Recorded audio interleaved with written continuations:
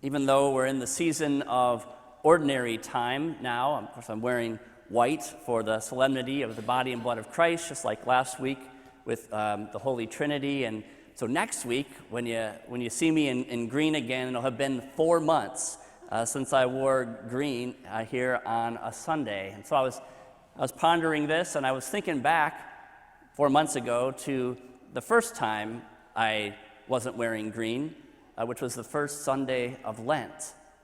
And in those readings, we heard about Adam and Eve and how God, He provided for them, giving them all sorts of things to eat and everything. They just couldn't eat from the tree of life and the knowledge of good and evil in the middle of the garden, but He provided for them.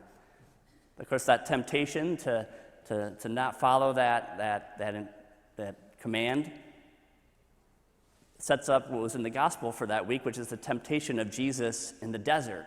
Jesus, of course, goes out to the desert, and He doesn't eat or drink anything for 40 days. And it says, suffice it to say, afterwards, He was hungry. Had totally empty, nothing else, completely vulnerable point. He resisted that temptation, and it says at the end of that passage that angels came and ministered to Him. That God provided for Jesus in the desert. And we can, we'll jump way ahead now to this Sunday. We hear in our first reading that Moses is recalling how God fed the people in the desert for 40 years as they went about on their freedom from Egypt into the promised land. That says He permitted them to be afflicted, to be hungry, to really be at a point where they couldn't rely on their own devices. They had to rely on God and trust in God for their sustenance. And God provided for them in the desert, giving them this manna from heaven, this flaky stuff that appeared on the ground they can make like bread out of, and then water from the rock. In our gospel, John chapter 6 is towards the end of that chapter. The beginning of that chapter is the multiplication of the loaves and the fish, which Jesus then goes on to explain through the rest of John chapter 6. But the multiplication of the loaves and fish that fed thousands of people, that wasn't in the central plaza. They couldn't fit that many people. They were out in a deserted place. So again, we see that God supplies His people, provides for them, He feeds them out in the deserted place once again. Of course, Jesus then explains that all of that is the fact that He ultimately feeds us with His own life. He becomes our food and drink. But unlike the ancestors who ate that manna, it fed them for a day, Jesus looks to feed us with Himself unto eternal life, and that we can truly share in His life. It's fitting that eternal life was lost by Adam and Eve through an act of eating. They plucked from the tree. But now eternal life is restored through an act of eating. Jesus feeds us with His own body and blood.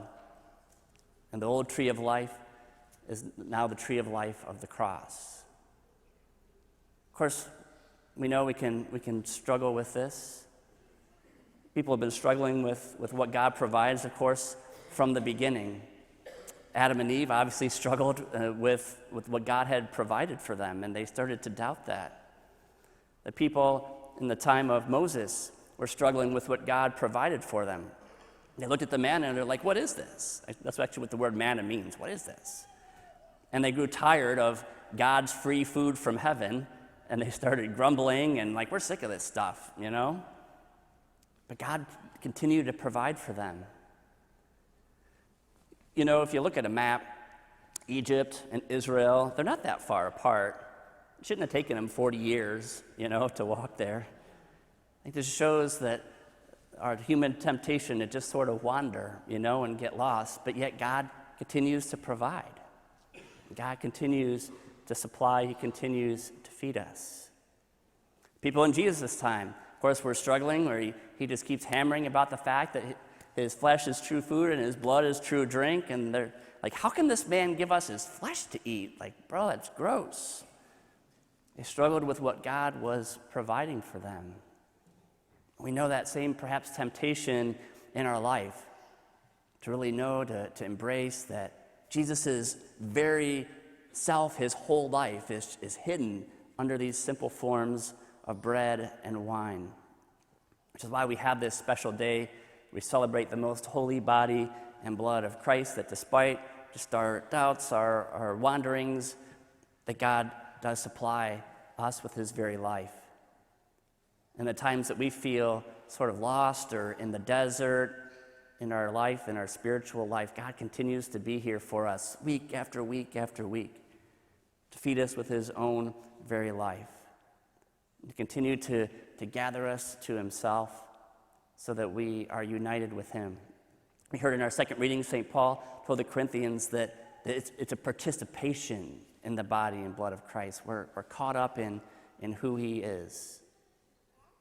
As we encounter Christ here in the Mass today, let us ask for that grace to have a reawakened and re-enlivened faith in who Jesus is, in his presence, in the sacrament of the Holy Eucharist, so that he can continue to pour his grace and love and mercy into our lives, and that we can truly say, as St. Paul does to the Galatians in chapter 2, verse 20, I live no longer I who live, but Christ who lives in me.